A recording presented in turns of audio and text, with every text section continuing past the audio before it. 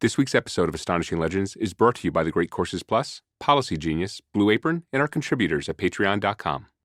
And we are back. That we are. An upcoming program note, we're dark next week, but returning the week after that with a show on the Kelly Hopkinsville incident. Yeah, that should be fun. We're looking forward to it. And one other note before we get to tonight's show, we wanted to let you guys know that we are both going to be in attendance at Podcast Movement 2017 coming up at the end of August in Anaheim, California. This is our second time going to the now 4-year-old conference, which over 2,000 active and aspiring podcasters are attending this year at the Anaheim Marriott. Which, fortunately for us, is Astonishing Legends home office adjacent.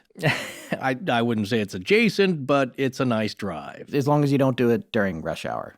Yes. Yeah. The first one we attended in Texas 2 years ago really helped us transform our show from a glorified hobby that our friends probably laughed at behind our backs into a full-blown business at which our friends are now asking if we have any job openings. Yeah, I don't know if that's really happening either, but it is true. Podcast movement is pretty cool, whether you're a well-established podcaster or just starting out, or you just want to come and hear what your favorite podcast hosts have to say about the lay of the podcasting landscape. This year's speaker list is impressive. I personally can't wait to see Dan Carlin. And believe it or not, Forrest and I are both scheduled to be on a few panels ourselves. Did I agree to that? We're also going to be in a booth there from time to time to meet and greet folks, courtesy of our friends at Audio Boom, who are a major sponsor this year. Yeah, if you want to come join us, it's August 23rd through the 25th in Anaheim, California. And you can save $50 off by using the promo code LEGENDS50. That's Legends50. Yes, Legends50 will save you $50. Just go to podcastmovement.com/attend. Hope to see you there. Okay, let's get to work.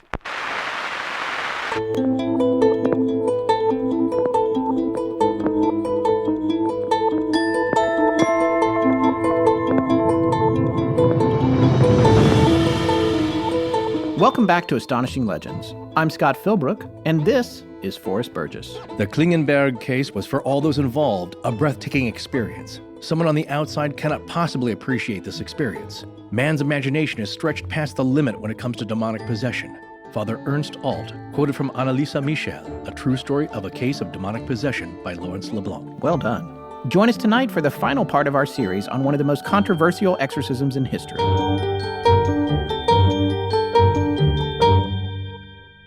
Here we are with part 3 of this series. A few people, I think, felt like part 2 might have been long enough to be part 2 and 3.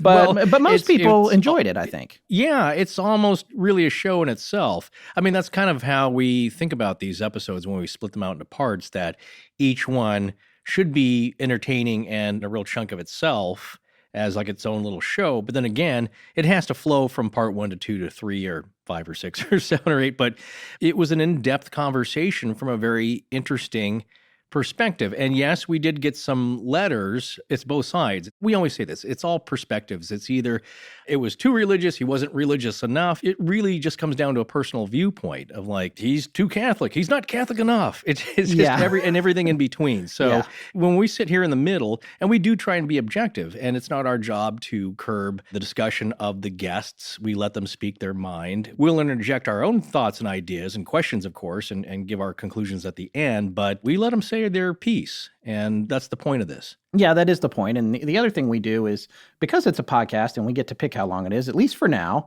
we like to run interviews in their entirety as much as we can. You know, we could be rolling them off and hiding them away, but we think it's a good thing to be able to listen to what people really think so that you're hearing them pretty much entirely in context, because we don't make a lot of cuts on what people are saying unless it gets just outright racist or something, like some horrible thing happens. We're going to cut that. We wouldn't have anybody on that would go straight to that. Yeah, hopefully not. But, look, I get personally people coming up to me that I know that listen to the show. They might say like, well, that guy was way out there, or she was crazy. Nothing that direct, but if it's new to you, you never heard this before. So a lot of these ideas may sound really out there. But I guarantee you, to the person who's studied this field, and it could be UFOs, could be Bigfoot, we had a lot of that in the UFO thing, like, what? That never happened. It's like, that's one of the main cases of ufology. Yeah. It just sounds crazy because you've never heard it before. And so in a case like this, where we're taking an in-depth look at possession and religion and how religion views this and possibly mental illness. And then, as you can see here in part 3, maybe solely from a clinical, physiological, mental illness perspective and how that's viewed there. That is the idea of these three parts. We presented the case. Here's one viewpoint, which kind of bridges the two between religion and science. And then here's something that's more science-based. Yeah, so now tonight, what we're going to talk about is some more plausible medical issues that could have contributed to the symptoms that Anneliese was displaying. And the thing that we found, the more that we went through this, was that most of these different varying conditions, whether they're mental illness or other physical ailments, most of them didn't really cover everything that was going on with her. Now, that's not to say that people can't have a series of concurrent issues mixed up together. Obviously, they can, and lots of people do. But these medical conditions that we'll be talking about tonight, you can't just point to them and say, well, this is what it was. This is what happened. In most cases, there is one diagnosis that we'll discuss this evening that possibly has a reputation for being the most likely explanation, not only in Anneliese's case, but in several cases of possession. We're going to talk about that one more towards the end of the show. Yeah, exactly. And it's kind of related to the mystery solved dilemma or the mystery solved line of thinking here, where you'll see somebody line up, well, how about this condition? Hey, that explains A, B, and C. So that's got to be it, right? That's what it was. And anything else, we're done talking about this. It's solved. But you're not covering D, E, and F, or the things outside of even that, the G and the H and the I and the J. So the point here is that you'll see some things line up, and because you want to be able to categorize this, because that's the comfortable position for human beings, to be able to define stuff and not have stuff like, that's so crazy, there's no explanation for that. That's an uncomfortable position to be in. So you want to be able to fold that into something that's rational and understandable.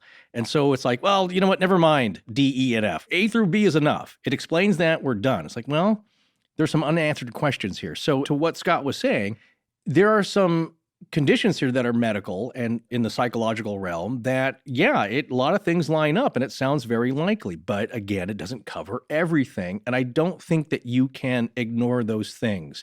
Some people do. Some people will say, like the Michael Shermer thing, there's 20% we don't really know, so we're going to set that aside and forget about it. It's like that 20%, that's what I want to know about. And I know there's no answers. Yeah. You're not going to get something that's satisfying, but I think it should be thought about. And that's just me, so. Well, no, and I agree with you, and it's a good thing, or we wouldn't have a show, so. If you already said that, we're done. The mystery's solved. It's a 20-minute show. We're done. And I know a lot of people would probably like that, but I got to be the stick in the mud who says, hey, what about this?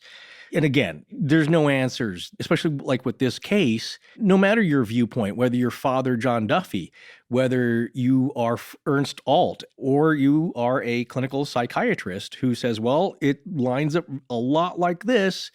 With her case, the problem is that she is not alive anymore. You can't ask her, and you weren't there. As we said before, any clinician will tell you, you can't diagnose somebody long distance. You have to be there. You have to start a case file. You have to study this. You have to apply your training and past cases and any diagnostics you can use and experience. And also clinicians will tell you that you can't ignore the religious aspect if that's what the person believes, because that is also part of their mental health and their well-being. So all these factors have to come in. And you can't ignore any of them. And there's just so many, in this case particularly, we're never going to know. Each one of these positions that we've covered here at some point will cross over into subjective speculation. That's just part of it. Here's the first one that we wanted to look at tonight that we mentioned a little bit in the earlier parts and didn't really go in depth on, and that is obsessive compulsive disorder as possibly being an explanation behind some of the physical symptoms that she had in terms of control over her own body and what she was doing at any given moment. And this goes back a while for us because back when we did the sludge entity story, we had a friend of the show who contacted us and informed us that he had been battling obsessive compulsive disorder. And in the course of that battle, before he got it under control, he experienced a lot of things very, very similar to what the boy did in the sludge entity story, which had some parallel ground with what happened to Anneliese Michel. That boy's parents did look at that kind of diagnosis and didn't find that it was applicable in their case.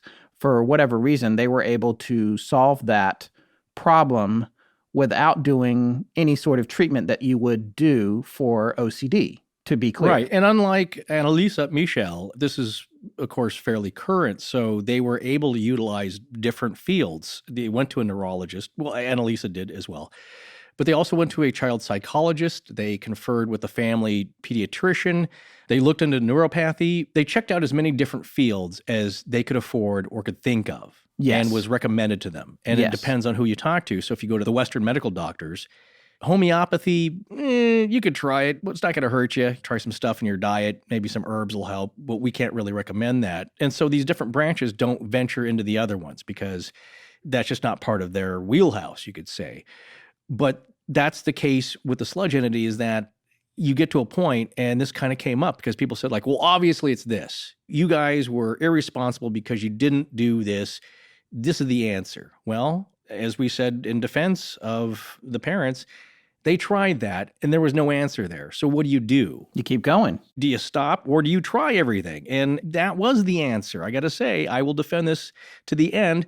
That was the answer, is you try things that you normally don't agree with or even think about, and for whatever reason, it worked. And in my view, you can't argue with that. Right. And I think that's really interesting. So getting further into the discussion of obsessive compulsive disorder, I decided, knowing absolutely nothing about it and having no claim of knowing anything about it, and I want to remind everyone that we are not experts on anything. We are storytellers. So, in the vein of John Alva Keel, not an expert on anything. So yeah, you have to take anything we say with a grain of salt. However, we can sometimes get in touch with professionals who are experts on things, and that's what we decided to do with regard to obsessive compulsive disorder. So I decided that we would try and find someone to interview about OCD. So I set out in search of an expert on OCD who had the time and the inclination to sit down with us for a bit and share what they thought about Anneliese's case. And I was thrilled to hear back from the kind folks at the Houston OCD Program in Texas.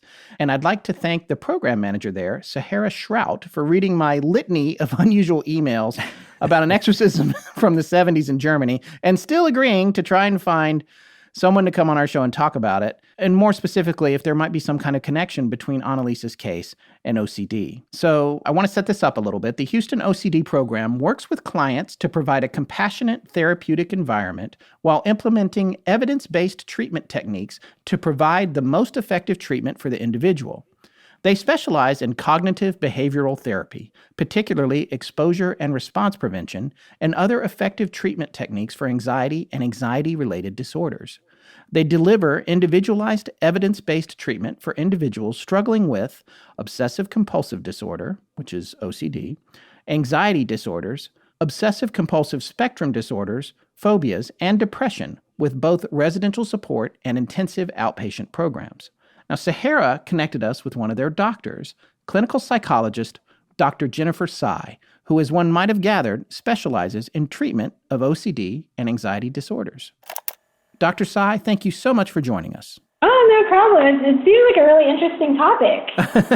Well, it's definitely something unusual. I would say that for sure. The first thing I want to do is have you talk a little bit about what you do and who you are. Sure. So, I'm Jennifer Tsai. I am a clinical psychologist at the Houston OCD Program. We specialize in treating OCD, obsessive-compulsive disorder, and anxiety disorders. Okay. And how long have you been doing that? I started treating anxiety, I guess, in 2007, but I've been here at the program for about 4 years now. Okay.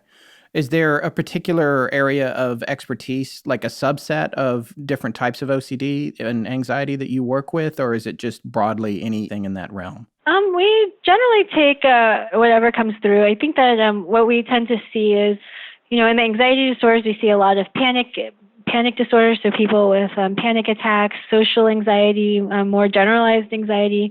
With an OCD, I think you see a lot of contamination fear, but also fear of one's own thoughts. So often feeling that you have like these repetitive, unacceptable, intrusive thoughts that seem to, that come up repeatedly, or, fears of harming, that they might have harmed someone, scrupulosity, that comes up a fair bit around here. So it's a bit of a mix. Okay. And is there a brief definition of what obsessive compulsive disorder is that you could relay to our listeners? First of all, you need to have obsessions. So obsessions are very repetitive, unwanted, really distressing. Sometimes they're thoughts, sometimes they're images, sometimes they're urges that come up. And so I think that repetitive might be the key word here, because I think that we all have intrusive thoughts or memories or impulses that we don't like. But I think that the difference, which I can talk more about, in everyday intrusive thoughts and obsession is kind of what people with OCD tend to do with the obsession. And so often there are compulsions in reaction to the obsession, meaning they've engaged in some repetitive behavior that designed to try to get rid of the obsession or neutralize it in some way or reduce their anxiety or prevent it from happening. And so these compulsions can be physical, sometimes they're mental. They can look very different depending on what the person's individual fears are. And then I think the really important part is the obsessions and compulsions are interfering with somebody's functioning. So it's not something like a quirk of theirs or something that they enjoy doing. It's, definitely something that's interfering with their ability to do things in life. And so the behavior associated with it that you say that sort of helps people feel better or deal with the obsession that they're having, is that a kind of self-medication in a way? Yeah, the key is that, you're trying to do something to get rid of, maybe if you think a bad thought and you don't like it, maybe you try to do something to replace that thought in your head or to, maybe get forgiveness for it or somehow cancel it out or just maybe distract yourself or just trying to reduce your anxiety. And so then there might be a short-term relief, but it becomes a problem because it's only short-term and it ends up getting you stuck in the cycle. Okay. Do we know whether or not OCD is biological or hereditary, or do you feel like it's something that can be brought about by environmental conditioning? You're right about all of those. There's quite a bit of research looking at biological underpinnings, genetics, and in the role of the environment. And I think none of them are, 100% predict whether you developed OCD, but I think that we do know that there are certain risk factors. Okay. Can you outline any of those risk factors? So we do know that people, with parents, with OCD are more likely to develop OCD themselves, though that can be difficult because we don't know, is it because your parents are raising you a certain way and you're learning behaviors from them, or is it because of genetics? And so they've looked at twin studies and they would say maybe some of both. Uh-huh. I know that people have looked at the role of serotonin in OCD and just differences, if there are any consistent differences in brain structure, or seeing that there may be actually differences in brain circuitry before and after treatment with medication, or even cognitive behavioral therapy. Right. There's something there. I think that there's a lot that we still don't know. Can OCD be cured, or is it just managed by people who are able to treat it? This is a question that is asked a lot. Sometimes it's a question of semantics, because I think that, is it realistic to say that you'll never have a distressing thought ever again that you get stuck with? That seems unrealistic, but I think a lot of people do find a significant reduction in maybe how often they're bothered by symptoms. And I think that knowing that sometimes these symptoms are on a spectrum, so it's not like, it just completely disappears from your body or brain. Sure. It's really something that you might have to work on an ongoing basis for most people. What are the most effective treatments? Is behavioral treatment better than medication, or is it vice versa, or it's a case-by-case basis? Most evidence-based treatment, I hesitate to say talk therapy, but the most therapy would be exposure and response prevention. Often people do, I think that it has a very high success rate, as does medication, usually I think antidepressants. And when they're together, they can be very effective as well.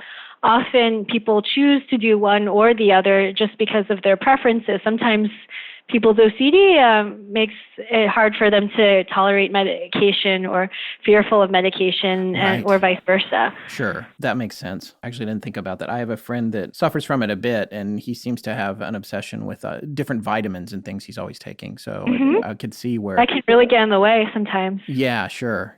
We all have intrusive thoughts or things that happen. How do you identify whether somebody's just having a normal amount of these sorts of thoughts or is diagnosed as officially having obsessive compulsive disorder? That's a really good question. So, I think that we can all say, hey, maybe I've had this intrusive thought, maybe this thought that's kind of sticky for me or has been bothering me for a while. So often we find that the differences in content aren't different from someone with OCD and someone without OCD.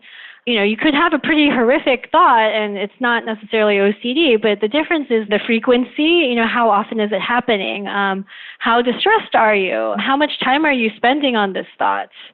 So sometimes it's a judgment call, like, is it impairing your functioning? Sure. Or, is it getting in the way of your ability to focus in school, and has it been happening for a while, or does it seem like this is a very transient reaction? What are your beliefs about the thought? So sometimes people believe, not only was this a really unpleasant thought, but if I don't get rid of it, I'll go crazy, or something bad will happen to me, or there's something unique about this thought, or maybe it's coming from something bad.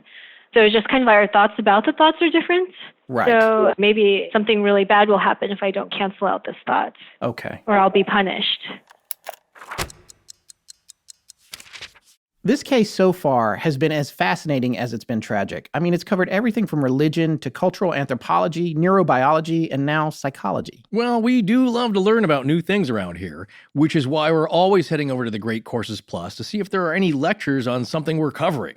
And it turns out they do have a series called Origins of the Human Mind, which addresses OCD. Wow, I'm going to have to binge through that one too. Along with the one we're on, The Black Death, the world's most devastating plague. The Great Courses Plus app makes that easy to do because I can download them to my phone or tablet and take them with me. Why, just the other day, I knocked out a couple of lectures while my car was being worked on, sitting in the customer lounge. Yeah, instead of flipping through that old copy of People magazine, you can actually spend your downtime learning something. So you should be about done with the Black Death, right? Yeah, just wrapped up the big finale, actually. All right, so what'd you learn? Well, mostly, and this is surprising, it ain't over yet. I'm sure a lot of people think that the Black Death and plague was all in the Middle Ages and that it's ancient history, nothing to see here, folks. But that's not the truth. In fact, the third major pandemic at the end of the 19th century in India and China has never been officially declared over. And in 1994, there was a plague outbreak in Surat, India, and shortly after that, an outbreak in Madagascar. And the frightening thing is that the strain found there was resistant to all known antibiotics used to treat plague.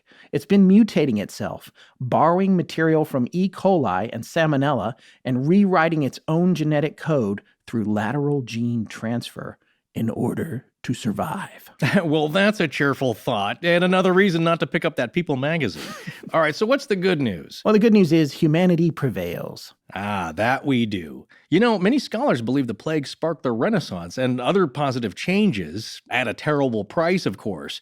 But in the end, we're not that easy to get rid of. We endure. We think you'll love learning about all kinds of fascinating stuff like we do. So here's a special offer. You can sign up right now for the Great Courses Plus and get an entire month of unlimited access to all of their lectures for free. To start your free month today, sign up with our special URL, which is thegreatcoursesplus.com/legends. Remember, that's thegreatcoursesplus.com/legends. I'm Claire from Canada, and when I'm not searching for the meaning of life, I'm listening to Astonishing Legends. Let's get back to the show. So prior to me contacting you, had you ever heard of Anneliese Michel? No, I tend to avoid scary movies myself. Right. But I was very interested to hear about it. I guess that brings us to the main reason I wanted to talk to you, because there's been a lot of theories about what was wrong with her. And we've done 2 parts of our show on her so far. The first one was really just the story of what happened to her and the nature of the exorcism they attempted, and then unfortunately her death. And then we had a second episode where we spoke with somebody who had some experience with exorcism, but also is going to school in mental health. And so he believes in possession, but he firmly believes that she had mental health issues and was not possessed. So that was the last... Right, you could believe in both. Sure, right. And that was the point we were trying to make to our audience. So I guess what I wanted to know from you, firstly, is with regard to her behavior, which was very specific, and it's something a lot of people would attribute to the idea of someone being possessed. She had aversions to certain objects, specifically religious objects. She would have an inability to enter a space, like a church or a shrine, and she couldn't go in, or she had a hard time attending Mass. She had an overwhelming urge to take all her clothes off and go see a friend of hers in her dorm at school a couple of times. She'd mentioned that to a father she was working with. Sure. And in other cases, she couldn't walk at all without help. Her legs were stiff or they would give out. And additionally, she had some eating issues where she would say, I can't eat right now, or quickly now, feed me, it's okay. Like it would come and go. And finally, paralysis as well. And there's some reason to believe that she had epilepsy, which may have been working in conjunction with all this. But I just wanted to know if any of these things sound like they might be symptomatic of OCD. And I also wanted to know if you could explain a little bit about scrupulosity to our listeners, because I only learned about it last week. And I thought that was really fascinating. And if you thought there might be any connections between that and some of the things I just mentioned about her behavior. Sure. So I guess before we go into the individual symptoms, sometimes what you really have to look at when you're deciding whether this is indicative of OCD is really figuring out the function of the behavior. So that said, aversions to religious objects sometimes do happen with scrupulosity, because for some people, maybe seeing a picture of a religious figure triggers bad thoughts about, that religious, uncontrolled bad thoughts. And so, for some people, there's a paradoxical reason why that might happen. If you think like, oh, I'm in church, like what's the worst possible thing I could be thinking about right now? And then you think of that thing, right? Right. And so sometimes that's easier for us to tolerate. So with somebody with really high anxiety or really rigid morality that extends to their thoughts, you can imagine how distressing that would be. So to the point that maybe you don't even want to go in church at all, or you don't want to look at that crucifix on the wall, because what if it starts triggering those thoughts again? Because again, like the compulsions that they do to try to cancel out those things from happening actually make the obsessions worse. So sometimes they would just want to avoid it entirely. But that said, you'd have to kind of know like the function. Well, why are you avoiding this? Or what are the thoughts, feelings, and behaviors that come up when you approach this object? So that's something that I guess we'd have to ask Anneliese. Oh, yeah, sure. Wow, that's fascinating. Yeah, so it's really about avoiding triggers, things that trigger this behavior in yourself.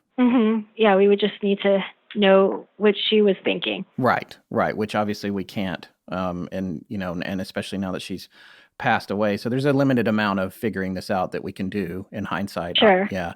So what is scrupulosity? So scrupulosity, well, I know it was interesting because when I became my first scrupulosity case was back in graduate school, actually a referral from a priest. Oh. I got to learn, if you go to a Catholic bookstore, there's a lot of writings about scrupulosity that are separate from psychology. And so it's like this idea of this rigid kind of religious obsessions, right? And so this fear that maybe you are doing the wrong thing or you're going to think the wrong thoughts. And sometimes it's over-interpretation of scripture. Sometimes it's feeling tempted to do something bad or say something blasphemous, and this idea that you're going to be punished for it. Or sometimes there can be a really wide variety. So some people have this vague sense and guilt that they're sinning, and some people really actually feel like the devil is tempting them. And that can get a little bit tricky to parse out. So again, religious obsessions like this fear of maybe being offensive to God or doing something offensive to God, and compulsions, right? Maybe efforts to make sure they're forgiven, maybe saying prayers like over and over and over and over again, or maybe avoiding certain things because that will lead to triggers, or sometimes trying to cancel out the thoughts in their heads or trying to compensate for it in some other way. Is it specifically associated with Catholicism? No, it's usually associated. I think a lot of it's been studied, but I think that there is evidence of scrupulosity with almost all major religions. I think when there's maybe rules, in play, which is, I would say, most major religions, right? Sure. Yeah, so I think in Judaism, Hinduism, I've also worked with people struggling with religious obsessions. Usually you tend to be pretty strongly religious yourself, because OCD usually attacks things that we care about, right? So if you were an atheist, you probably wouldn't have scrupulosity because you wouldn't care enough. Right. It seems like there's parallels here between not only Anneliese's case, but possibly other cases that might be might have been earmarked as a possession, because it seems like there's a lot of possible common ground between scrupulosity and the idea of when somebody is possessed. Sure. I remember reading from psychologists and clergy talking about how speculating, I think that's maybe some of the saints, I guess to go for the Catholic examples again, may have also suffered from scrupulosity in some form. There are some writings on it. So that's it's fascinating. Interesting. Yeah. Well, with regard to some of these physical symptoms that Anneliese had, do you find that any of those have any common ground with severe cases of OCD, whether it's scrupulosity or not? Like paralysis or inability to enter space? Obviously, I would say yes, because even I know that. Also, she was speaking in Latin a lot, which she knew, by the way. She never spoke in a language she didn't know. But these types of things, do you think those could have been manifestations of obsessive-compulsive disorder? I mean, speaking in multiple voices or in Latin, I mean, it seems less common, definitely less likely. Again, we'd have to ask, what was the function of it? Was it to get rid of a thought or threat?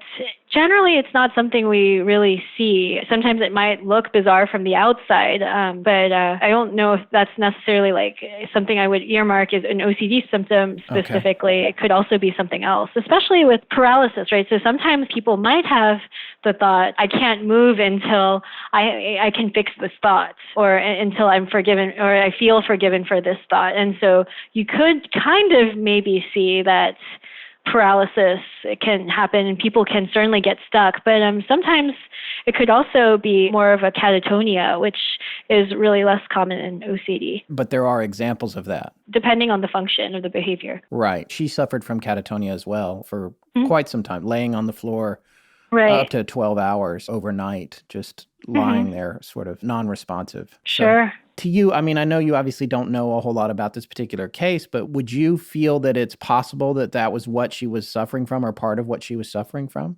I mean, it does seem like it could be a part of it. I know that she had a long history of feeling like she needed to atone for things all the time. So a kind of chronic feeling of guilt.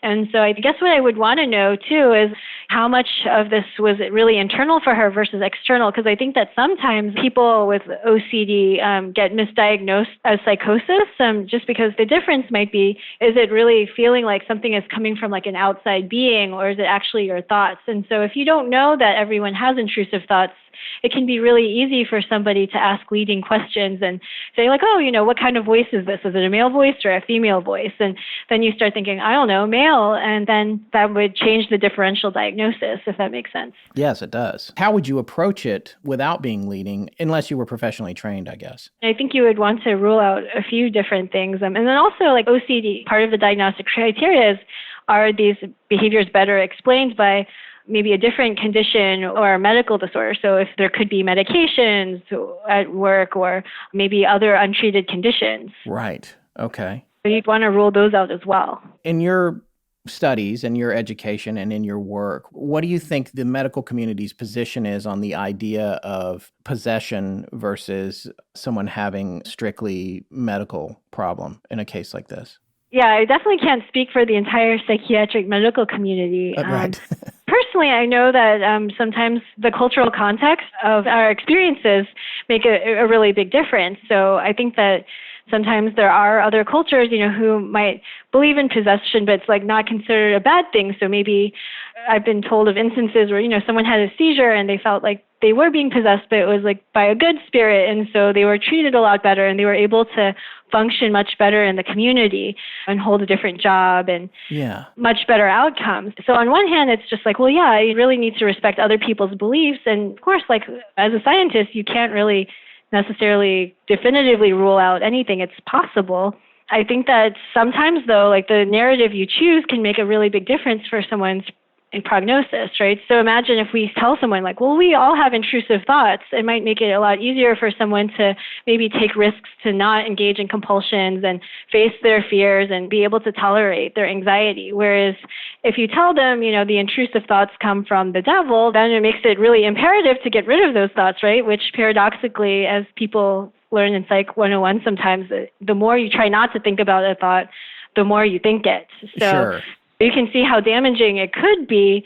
if someone is told, hey, don't have these thoughts because they're coming from the devil and it means all kinds of really awful outcomes for you. It's kind of like my friends in high school used to say, don't lick your lips, or don't. Right, exactly. Yeah, exactly. Don't think of an elephant. And I think that we don't really talk about our internal experiences very much. So I think that especially, back then, so thinking about how you describe like an intrusive thought can be really difficult to put into words and very susceptible to leading questions. Right. And one of the things that Anneliese experienced were these grimacing faces that she called Fratzen, which I guess is German for grimace. And that was, they were flashing in front of her frequently. Because when you, at the beginning of our interview, you mentioned that it wasn't just thoughts, it could also be images, which I was not aware of until you just said that. That's an obsessive-compulsive, a symptom of it is to... It can be, and so it's a really tricky distinction, right? So maybe where does Anneliese think that they're coming from? Is she actually seeing the faces, or is it really like a mental image, which, I think that we all can conjure up mental images ourselves, right? Yes. And so that would make a really big difference. In your brief look at her case, do you think that it's possible that she was misdiagnosed or just not properly diagnosed before she was, I guess, essentially taken into this exorcism, which didn't work out and ultimately led to her death? This is a really young field of inquiry. There's a lot that we didn't know back then. You would have to rule out, is it OCD? Is it actually more like psychosis? What are some of the rule outs that we want to take into account? So yeah, I think that there probably would have been more questions that we could have asked her, because I think that we would probably want to rule out explanations that are related to less complicated treatments, right, than an exorcism. Right. So we would want to make sure that we had definitely exhausted all these other ones first, and it sounds like there might have been more questions that could have been asked. Yeah, and that was a little bit the crux of our last episode as well. It just seemed like a lot of possibilities were overlooked, and it might have taken her in the wrong direction without fairly analyzing it. My co-host had wanted to know if OCD was handled more by psychiatrist or psychologist, and what the difference between the two professions is with regard to obsessive compulsive disorder. So they can go hand in hand. It really depends. Sometimes people might be referred by like a primary care doctor, and then they start off with medication. And so we get a lot of referrals from psychiatrists. And so maybe they may start out on an antidepressant, but maybe they don't want to be on it forever, or medications don't necessarily get rid of thoughts either, right? It might lessen your anxiety and reaction to it. Sometimes it might decrease the frequency, but usually for some people, they really need a lot of education, knowing like, hey, it's not that the thoughts will completely go away, and wanting the thoughts to go away can actually make things worse. And so often people do one or the other or both. We've been able to really respect people's decisions on that. So I don't know the exact percentage, but we see a fair amount of OCD, and we have a psychiatrist who sees a lot of our clients as well. Sure.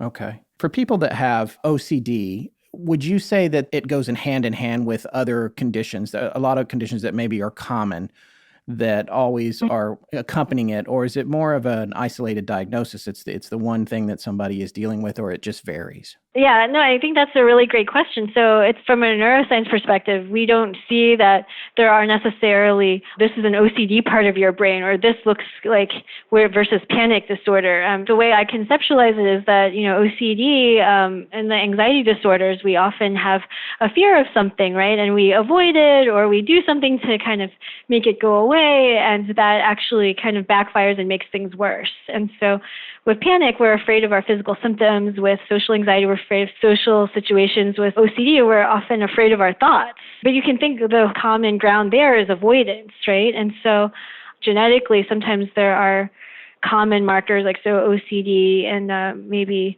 occasionally in relationship with like bipolar disorder or schizophrenia. So sometimes it's hard to tell the difference between OCD with poor insights and psychosis. Right. Because, well, do you think that the devil is possessing you, or do you know? So that can be a very subtle difference. Sure. What has been posited about Anneliese that she was suffering from a combination of possible psychoses, bipolar disorder, as well as possibly some shades of schizophrenia. So there was a question as to whether or not that was related. And I think if you took that and then you combined that with scrupulosity, you could be almost perfectly describing 99% of her behavior. Again, we're speculating, but Yes. it doesn't seem too far-fetched. Right. And also, I shouldn't leave epilepsy out of that picture because she had a great deal of physical seizures. Which is not necessarily consistent with OCD. Right. That would be unrelated. Right. Okay. That's good to know.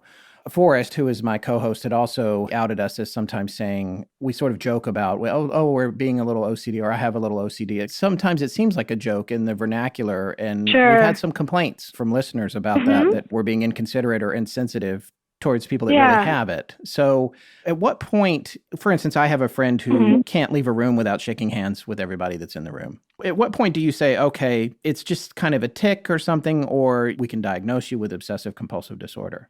That's something we've discussed with a lot of our patients. Feel sometimes really invalidated because sometimes they're like working through OCD treatment, and maybe a family member says, "Oh, I have a little OCD too," Right. but I forget about it. So I think that the idea is like, well, I faced my OCD. Why can't you? So yeah, just people on TV are making light of their difficulties. And you're right. I think that sometimes it's on a spectrum, and the difference between OCD and what we call obsessive compulsive personality. So OCD is not really something that you would really take pride in. You're doing these compulsions because you can't help it, and it's associated with really intense fear or anxiety. And so it's not really something you want, and you feel like it's irrational and it's distressing to you, but when you have pretty good insights, and it gets in the way of your functioning. Whereas, if you like to, have things a certain way and it kind of looks nice to you and it feels like a little bit of a badge of honor, that's probably not OCD. Right. Have you ever encountered any medical professionals that are open to the idea that in their treatment, they're dealing with something more than a medical issue, like relating to possibly a spiritual problem or something that actually would involve the help of the clergy or somebody outside of the medical profession? Especially with Scrupulosity, we do like to involve a religious leader from their community, not necessarily because of possession specifically, but because this is really about people's beliefs. And so I think that it could be very damaging and definitely not helpful to say, hey, well, this is just your OCD, and really making sure that we're not stomping all over their values, especially when we're doing exposures and things that make them feel uncomfortable, and making sure we're not violating their religious beliefs.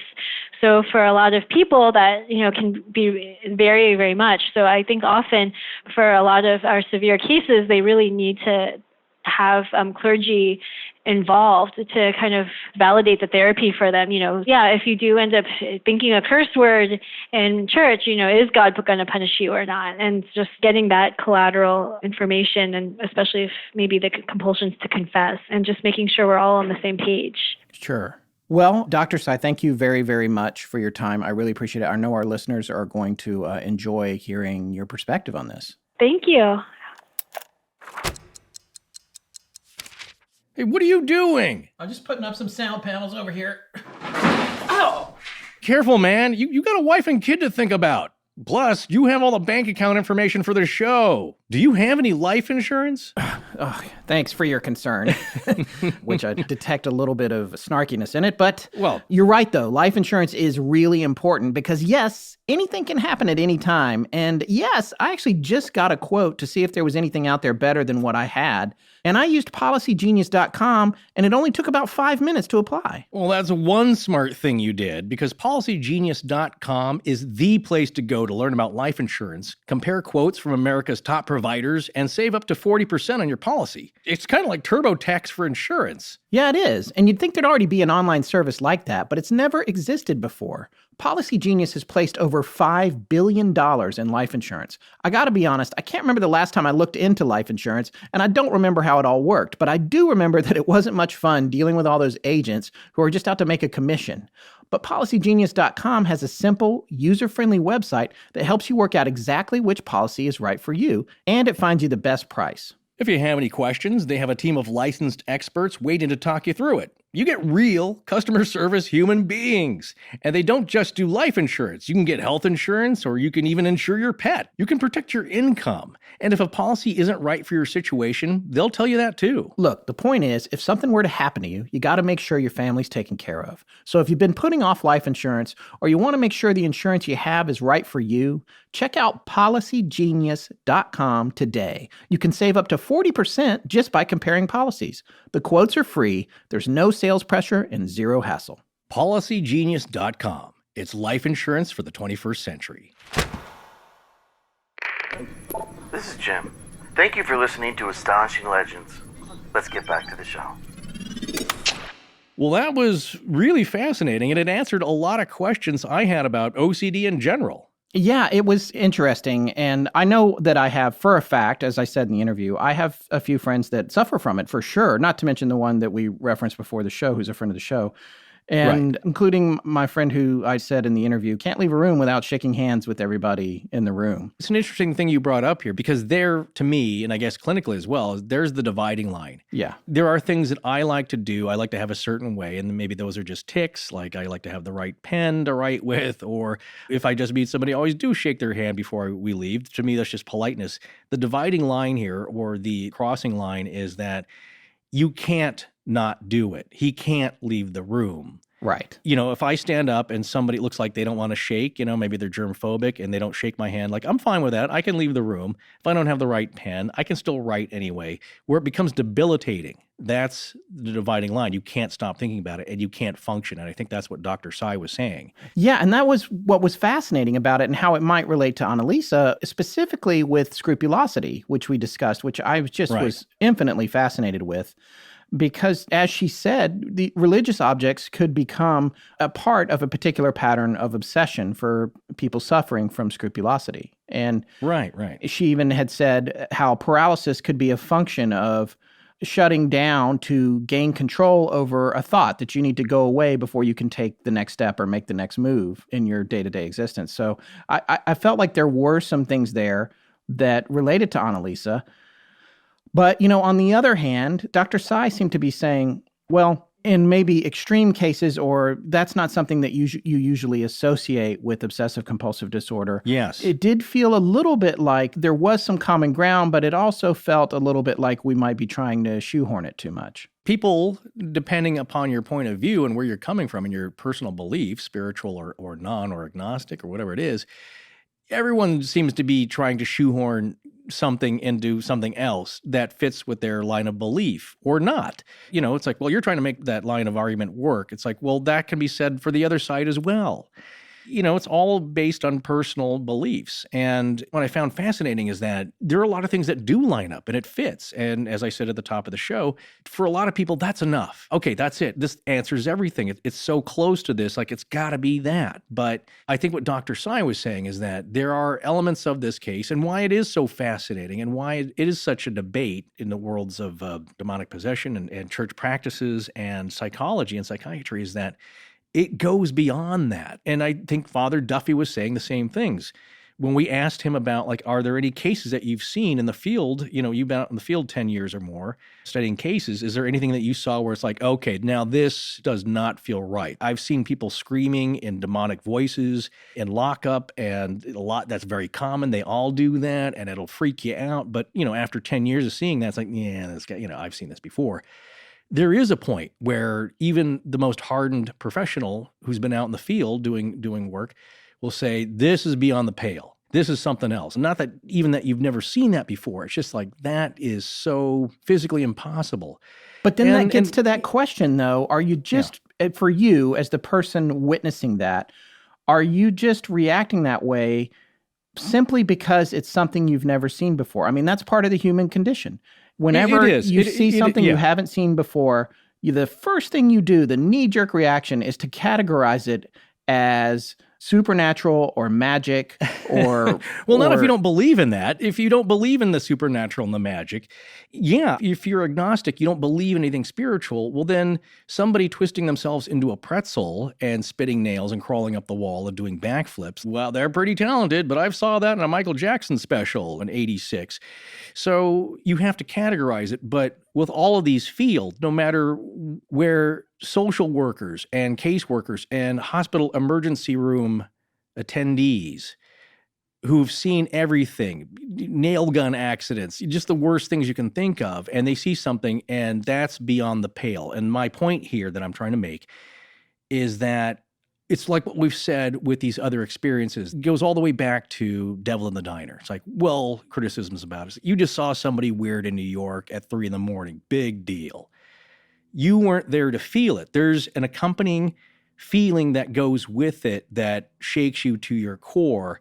And I maintain this, is that to the person who believes or doesn't believe, we believe in the paranormal, I think you and I, clearly to varying degrees, but something like that happens where it's beyond that. There's an accompanying deep down sense that maybe it touches on the psychic, where it's just like, this is not part of our natural world. This is something that's creeping into another possible reality where this is not normal. This is not even in the range of extreme bizarre behavior. And I think that that's what this case represents. Not as much as other ones, because it's certainly, we've talked about that there's other cases where really bizarre things have happened, and in cases that have blown your mind. And it's funny, over the 4th of July, I talked to the brother-in-law of a friend of ours who is a chemist, much like our own Cogs. Except he's been working in pharmaceuticals for, 25 years or so.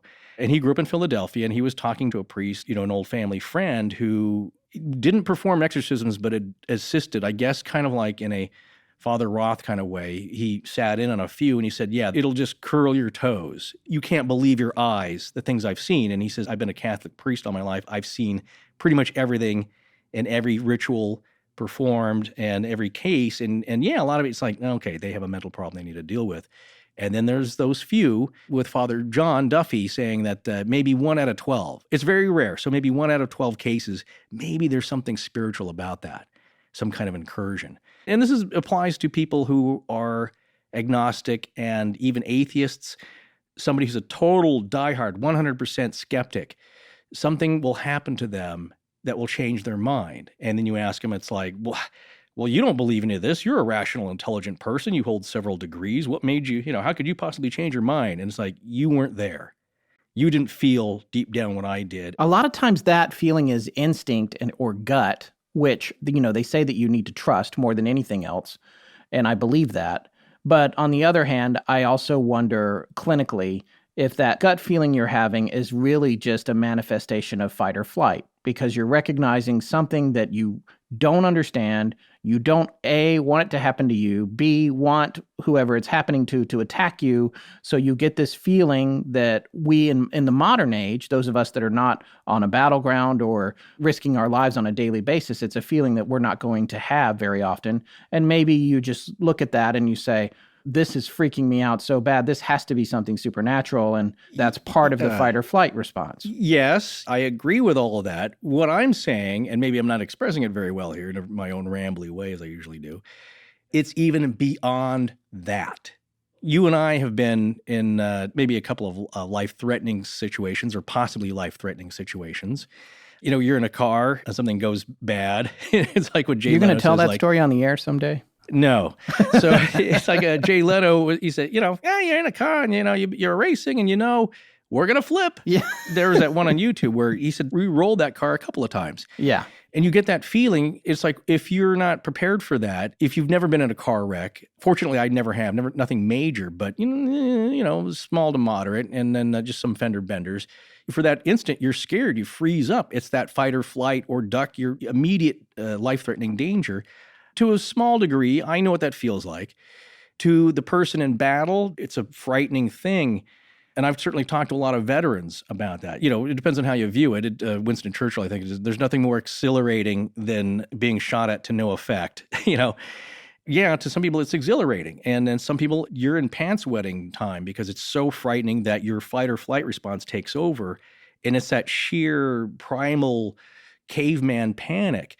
What I'm saying is that there are cases or instances, because I do believe in a spiritual realm or an otherworldly realm that is possible, that it goes beyond maybe even further than PTSD of something traumatic happening to you because it's unexplainable. So yes, I agree with you with what you've said, but I think that feeling, when it is something like that, it's beyond even fight or flight response and that gut feeling that you're in danger. Okay. Does that make sense? Yeah, that makes sense. All right, well, let me ask you this. Before we move on to the last couple of possible medical diagnoses that we might look at for Anneliese, or the main one, there's one I want to talk about a little more at length, but there is one that we've addressed already throughout the series, and that particularly was epilepsy. And we've had a few people write in who are epileptic, and thank you so much for dropping us some notes about the way we handled it and everything. I guess for you, Forrest, I wanted to ask you, because you have had some friends who suffer from grand mal seizures, right? Yeah, different types. Well, I currently have a very close friend who has epilepsy. And just to be clear, the epilepsy describes the event of a seizure, right? Or the case of having recurrent seizures. Everybody has a slightly different type. You have petit mal seizures where you might even notice the person's, nothing's wrong with them. They just seem to be staring off into space, but they're having a seizure. They have a blank look on their face. They'll kind of come out of it, hopefully in a minute or two, and they may not know where they are or who you are. They've just had a seizure. And, then they'll get a really terrible, dull, aching headache that could last for a couple of days. And so it's very unpleasant. Now, I haven't had any friends that have what people probably think of when they think of somebody having an epileptic seizure, which is the grand mal, where you're on the floor and somebody's got to jam a pencil between your teeth so you don't swallow your tongue, that kind of thing. And that certainly does happen. But I haven't had a friend that had that. When I was a child, the neighbors, one of their kids suffered from that, and it would be a little bit of shaking, I think, and just immobility. And so as kids, it's like you don't stand around and stare at that. So when I saw it, it was mostly kind of maybe a little bit of shaking and kind of staring off into space. But yeah, from what I know, just from my friends, it's really unpleasant. It's very disorienting and jarring. And if you have enough of them, it can cause some real damage. Yeah, and I feel like with regard to the seizures that Anneliese had, they felt, the doctors did, and John Duffy pointed this out as well, they had diagnosed her as being epileptic, as suffering. Well, she was having recurrent seizures that were severe enough that she was immobile. She exhibited a lot of the characteristics that go along with that. But again, I think there are things here that go beyond that she was experiencing. And again, it's subjective. You don't know really what's going on in her head. It lines up perfectly with all these symptoms. But again, in the end, there is a line where it becomes speculative. And even the best clinician or person with the most experience or written the most books or whatever it is, or peer reviews, if you're not there and studying the person as a client for a good long time, you're further removed from it. And so it's harder to make maybe an effective diagnosis. But again, we're asking people to do an impossible thing when we interview them here is like, well, what do you think it is? Like, well, I'm not there. But I can tell you what the symptoms look like from my experience and from my training. And that's what we're doing. So keep that in mind, dear listeners, when you hear that, is like, these aren't all final opinions. Some things may make more sense to you than others. But again, it's like each guest or everyone that we have on here will tell you, is like, look, it's not my case, but I can tell you what I think it is. And that's all you're going to get, just my thoughts on this. Well, and here's where we get to the last topic that I wanted to talk about, because epilepsy is not necessarily the only thing that can cause seizures. And this is something that we mentioned. I had brought this up to John Duffy, and he was not quite familiar with it. He was familiar with traditional encephalitis, but not this particular brand of it, known as anti-NMDA receptor encephalitis. And this is something that the ARC dug up for us, and I was just really surprised about this, and I wanted to give a shout out to Stephanie for pointing this out to us. Although in the past, I think even Forrest, you had mentioned back when we did the sludge entity story, we had a listener or two contact us and talk to us about this particular disease. Here's some information about this disease from the Anti-NMDA Receptor Encephalitis Foundation's website. I'm paraphrasing a little bit and kind of culling this down from their website. This disease occurs when antibodies produced by the body's own immune system attack NMDA receptors in the brain. NMDA receptors are proteins that control electrical impulses in the brain. Their functions are critical for judgment, perception of reality, human interaction, the formation and retrieval of memory, and the control of unconscious activities, such as breathing, swallowing, etc., also known as autonomic functions. Anti-NMDA receptor encephalitis may be associated with a tumor, If a tumor is found, it is most often a benign tumor of the ovary. It has a preponderance of occurring more with women than men, so there's something to consider. Unlike other tumors, it may contain many different types of body tissue, including, surprisingly, brain tissue, even though the tumor is not in the brain necessarily. A tumor is more likely to be found in young women who become sick during their childbearing years, and is less likely in very young, from the age of 0 to 10, and older, greater than 50 years old, individuals. Anti-NMDA receptor encephalitis affects more women, 80%, than men, 20%. However, apparently, most patients do not have a tumor, and I took that from another source, but I did find that out in digging around about this. In many people with anti-NMDA receptor encephalitis, a tumor is never found. This may be because the tumor is too small to detect with imaging techniques, or because it has been destroyed by the immune system, or there is no tumor. In cases not associated with a tumor, it is not known what causes anti-NMDA receptor encephalitis. There was this list of symptoms that I thought was interesting, and you'll see that some of these, I don't remember them being described in Anneliese's case at all. However, there are others that are shockingly descriptive of her behavior. The first symptom is flu-like symptoms. Second, memory deficits, including loss of short-term memory. Sleep disorders, which we know that she did have difficulty sleeping. Speech dysfunction. The patient is no longer able to produce coherent language or may be completely unable to communicate. Cognitive and behavioral disturbances. Confused thinking, hallucinations, delusional thinking, disinhibited behaviors, and also seizures. And this is what I want to talk about with these seizures. And the disinhibited behaviors, that also describes some of Anneliese's actions. Movement disorders, and listen to this, usually of the arms and legs and the mouth and tongue, but may include full body spasms. These types of movements are very common in anti-NMDA receptor encephalitis, and the patient is unable to control them. They are often quite severe, requiring the patient to be restrained and sedated for their own safety and that of their caregivers. Sometimes patients are unable to move and may appear like a statue, holding the same position for hours or days, and catatonia. So that describes a great deal of Anneliese's activity. There's additional symptoms here that don't necessarily fit for her, though, or at least from what we've read. But that particular one, the movement disorder one, I thought sounded a lot like her. Now, that website goes on to say that the vast majority of patients experience a combination of symptoms and signs from that list. Symptoms may come and go over the course of the illness.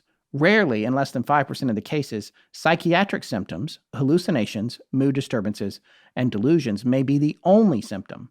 Many people complain of flu-like symptoms around the time that their disease begins. Females are approximately 4 times more likely to be affected than males, and although it is a serious life-threatening disease, the majority of patients who receive prompt diagnosis and treatment go on to make a good recovery. This is interesting. This disease wasn't discovered or even officially named until 2007. So it's a fairly new discovery, and that's a good 31 years after Anneliese's death.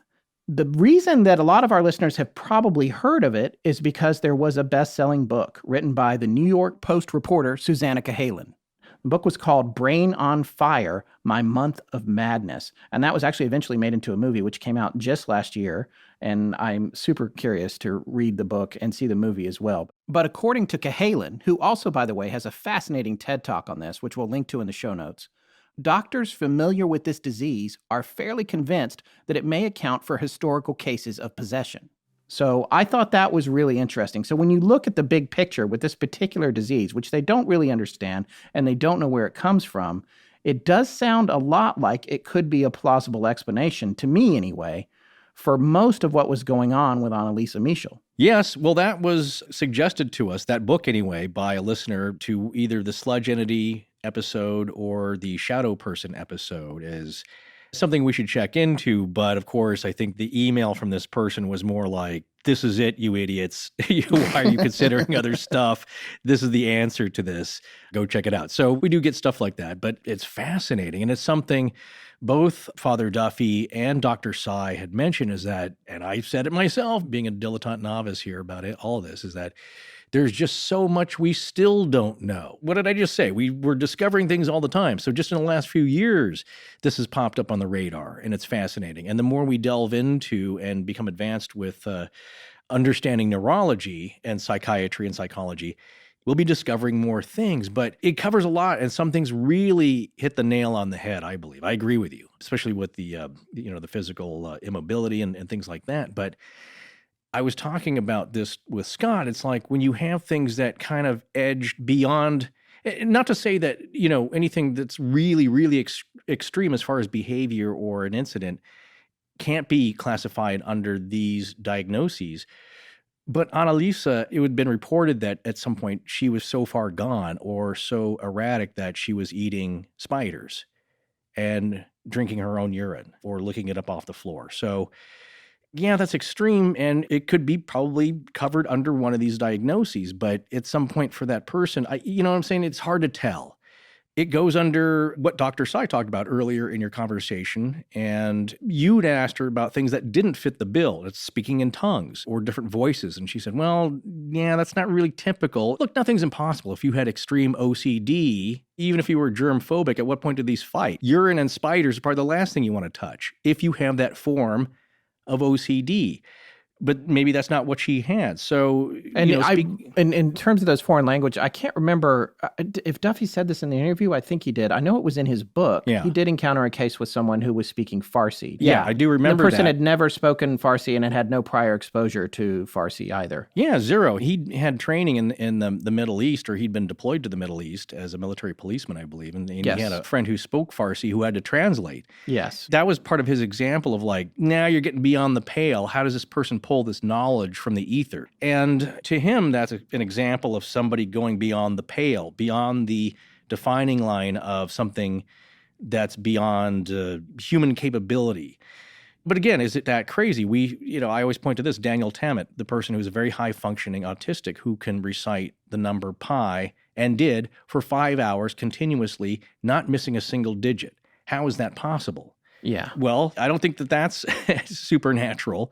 He's pulling it from somewhere deep inside the brain, and maybe he is tapped into what a lot of people who believe in this will call the band of thought that encircles the earth, and that's right. Which is in that idea. case, it's not internal. He's drawing on an external source for the information. Right, and then if you go even deeper than that, there's a lot of people who believe that that is totally natural. That is not unnatural. We all have that capability to draw upon that, this spiritus mundi, this band of thought. We're all connected.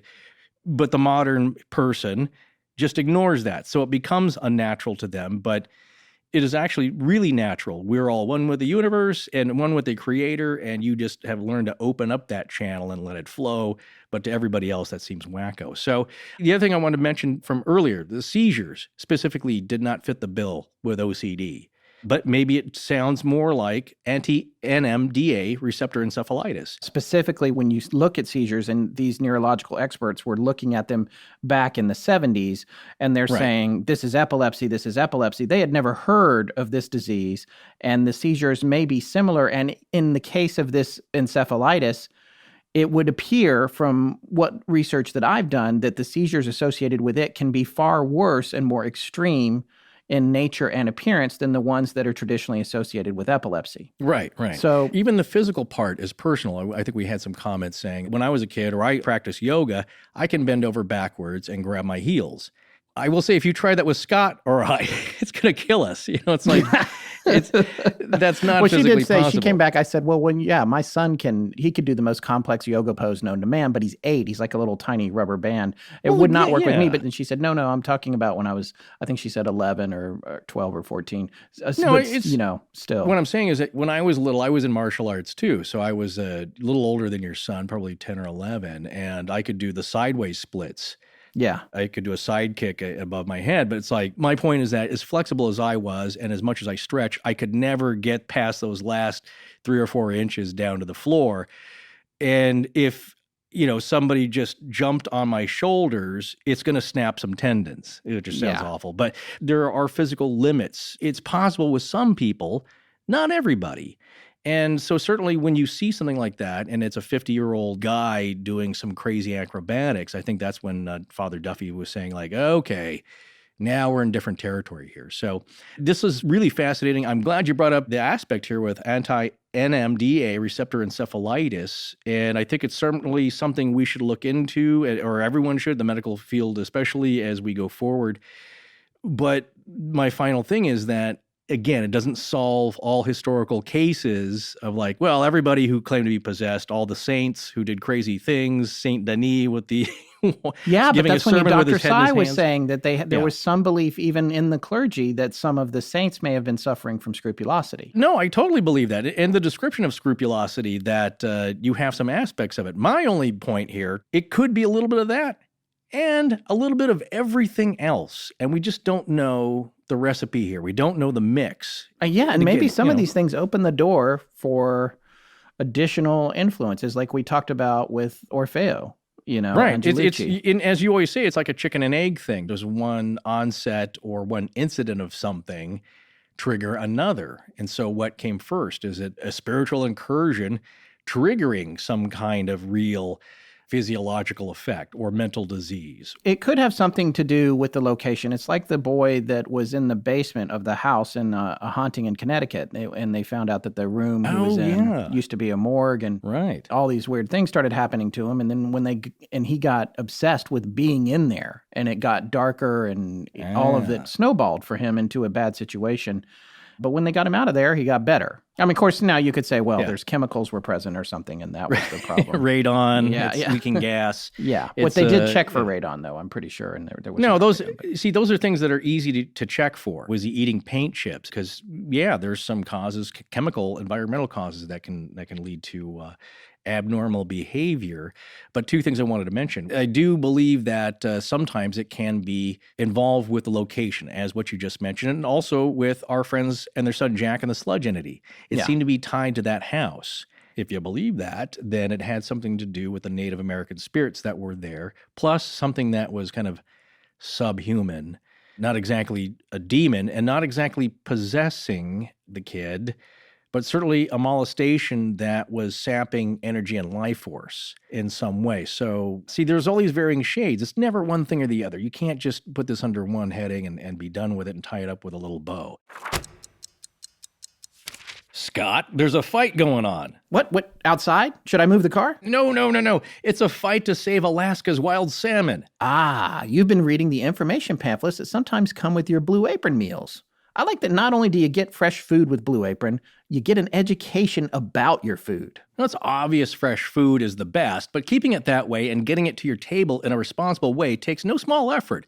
Did you know that about 100 years ago, fish canning corporations were setting up mile-long nets and permanent barricades to trap salmon, which wasn't letting them spawn naturally, and the whole fishery almost collapsed? In fact, in 1953, President Eisenhower declared Alaska's salmon country a federal disaster, and prior to the 1980s, mostly everyone in the lower 48 states got their salmon from a can. Making sure you have a sustainable supply chain of fresh food from farm or sea to table is one of Blue Apron's goals.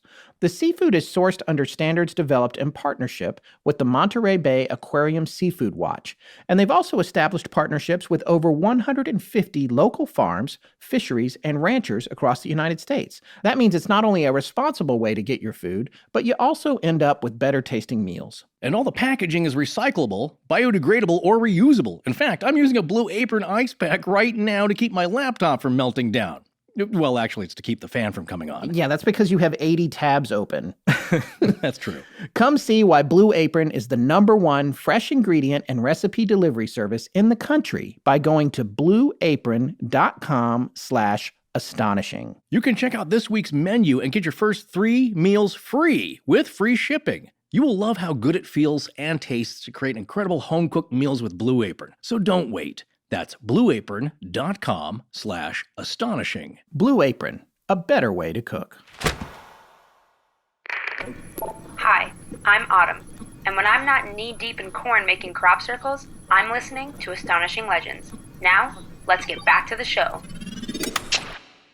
One of our favorite fans, Round Daddy on Twitter, James Strebel, brought to our attention a very interesting case. The other thing I wanted to mention is that this is not just happening in the Middle Ages or in the mid-17th century or even the 1970s, like with Linda Blair and The Exorcist and all that, and now it's done. There are cases still happening, and ones that are just as crazy and fascinating and bewildering and frightening as any of those. And so one that he brought to our attention, this takes place in Gary, Indiana, with the family of LaToya Ammons and her 9-year-old son, who was believed to be possessed.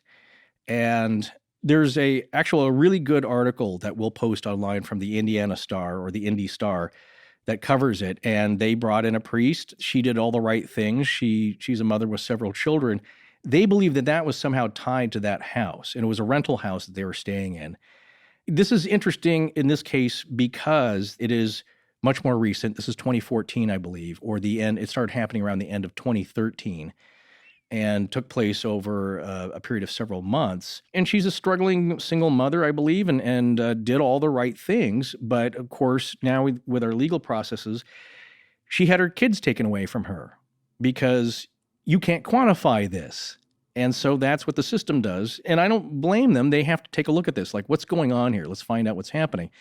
I mean, this is such a bizarre and compelling case. For example, her 9-year-old boy was walking backward up a wall in the presence of a family case manager and a hospital nurse who I believe ran out of the room. I think it was a guy who was a hospital attendant. He was so freaked out, he ran out of the room, wouldn't come back in when he saw that. So this was investigated by the Gary Police Department, and a priest eventually came in who performed an exorcism. And I believe this time, thankfully, the boy was not hurt. It seemed, whatever happened, it seemed to work. And I think getting out of that house had a lot to do with it. But again, it's a fascinating thing that was covered in great depth and very well by the Indy Star. So we'll have a link to that, and you can read up all about that. But it still goes on. Yeah, and it can happen at any time. All right. Well, before we move into conclusions, I did want to mention one particularly frightening case of anti-receptor NMDA encephalitis. And that was Newt the polar bear, also a resident of Germany, by the way, in the zoo in Berlin, was diagnosed with anti-receptor NMDA encephalitis. And ultimately, it killed the poor guy. And that was the first case of it being diagnosed outside of a human. So now they know that other animals can get this. And by the way, I mean, if a polar bear isn't scary enough, imagine encountering a polar bear with symptoms of possession. Well, a possessed polar bear. That would be my luck. If I went camping, that's what would show No, up. but probably maybe too depressed to do anything about it. Well, and that pretty much brings us to the close of this series, and it's time to talk a little bit about our conclusions and where we're at on all of it. I think the bottom line for me is that obviously mental illness can be frightening, not only for the person experiencing it, but also for the people around that person. So you have to put that in the mix with everybody when they're trying to figure out what is going on with someone. I thought it was really interesting when Father Duffy, our former Father Duffy, had said that he'd heard people having psychotic breaks, and the screaming was very similar to the recorded screaming that Anneliese had during some of her exorcisms. So that to me was an interesting viewpoint that I hadn't thought about, because I have not been around anyone experiencing a psychotic break, and I don't know what that sounds like. So I thought that was an interesting perspective. But I also believe him when he says he saw something strange at the sites of mass graves in Bosnia. And I think that all of that stuff can live together. But what was interesting to me about his book, for example, was in taking the approach is, do you treat one side of this to the exclusion of the other? And it doesn't make sense, because even Dr. Sy said when we're treating scrupulosity, we get the clergy involved. And who is not to say how beneficial or not beneficial that is? Even if you're an atheist, if the person who is experiencing it is getting some relief, or maybe there's some other beneficial side effect that's helping them get better through this multi-pronged approach, for whatever the reason is, whether we may not, and it could be a reason we may never understand, then why would you deny them that? But on the other hand, as Duffy said, you have to monitor everything about somebody going into this situation so that they don't come to any further harm or additional harm in the process of trying to free them from whatever is going on or help them get better. And For me, I think the thing about this case was, my final conclusion, and it was something that I thought about when we were doing part 2, and I'm still thinking about, is if you believe in demons and evil and nefarious behavior from the other side, why can't that creep into this situation through the people that are treating the person who is supposedly afflicted? What if the evil in this situation manifested itself through those people, like Father Renz and Father Alt and her own parents? What if we're looking at the possession in this case and we're looking at the wrong clay pots, as John Duffy said? It's like the best opportunity for a misdirection. It's the ultimate deception. While the world looks at poor Anneliese, maybe the real possession or demonic molestation or influence was over the people treating her by allegedly strapping her to a chair, starving her, depriving her of liquids, and assaulting her until her body had nothing left to give.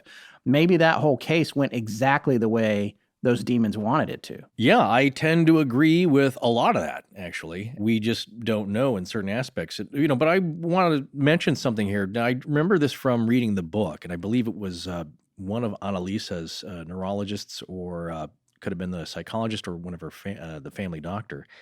Sure, we can give medication for this, and it might help, and we can do all we can with Western medicine. And I'm paraphrasing hugely, of course, so apologies for that. But, he's saying that it would be a mistake not to look at the person's religious views, because that can have a part in it too. And I think that's a little bit what Dr. Sy was saying, and maybe Father John as well, is that for the person's well-being, and it's a point I brought up here a little while ago, you have to look at everything for that specific individual. If they really believe in a spiritual life and are very pious, and that's a large part of their life, you have to address that as well, because as a clinician, you just can't say like, well, you have this, so here's some medication, take this, get over it. Because it's not ultimately going to work. You have to address every part of the person, because that's what makes them up. Even if you don't believe in it, if you're atheist and you say like, well, that person believes in this and that's kind of baloney, but really if they just took this medication, that'll fix them. That's not going to help. So in pointing to that, my overview, especially with this case here and my final thoughts on it, just personally, is that I believe you're right. I think there are a lot of factors going on here, and who knows to what percentages. I believe that there could be an evil influence here, not just with Anneliese, which is the most direct, but possibly with the parents. And that's one part where I have a little trouble with that diagnosis, is the case of abuse. It's a very strong claim. And again, with me personally and having my friends come on the show for the sludge entity, that rubs me the wrong way. Not that Father John said that, because he's going off of his years of experience in the field and the symptoms, but it's a very strong accusation, especially when you're accusing somebody of beating their own child to death, essentially, or that results in aiding of that death. So I don't know, but it sounds, when I hear that, it's like, yeah, I mean, we had somebody write in, it's like, yeah, the bruising around the eyes, that sounds a lot like a punch. I can't argue with that, but what's causing that? What are the influences? And like you just said with the parents, is there some evil influence getting in through them? That's something that I think Dr. Scott Peck was saying, is like, what better place for evil to hide? If the intention of evil is to deceive, what better vessel, what better clay pot than somebody you would want to tend to trust that's on the side of God? What better place for evil to hide? So he was saying, Scott Peck was saying that, yeah, there's probably a lot of evil with people who are in the church, because it's a great place to be if that's your intention, because you have the ultimate cloak of deception there. So in this case, my final thoughts is none of us will ever really know. We're just not going to. She's not around anymore. You can't ask her. You can't get inside her head. She may not even be able to express fully, if she were still alive today, what was going on with her, because at some point she was that far out of it. So you'll never get a final conclusion on this, like so much of the other things we cover in the paranormal. But I believe personally, like you, Scott, that there's a lot of little elements going on here to varying degrees. I don't think it's just one or the other, but it fits a lot of these molds, but not completely. So like so many things that we've seen this past week, and like a lot of the stories that we cover on the paranormal, when you get to the end, you may not find any more answers. What you're left with are just more questions.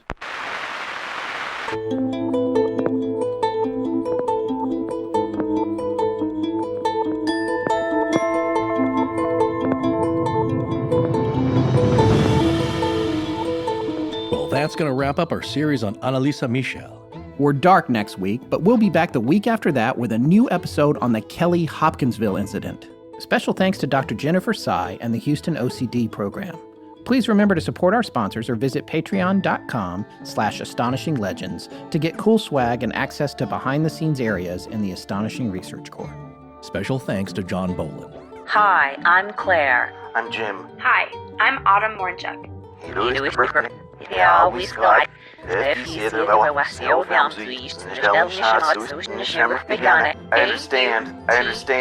understand.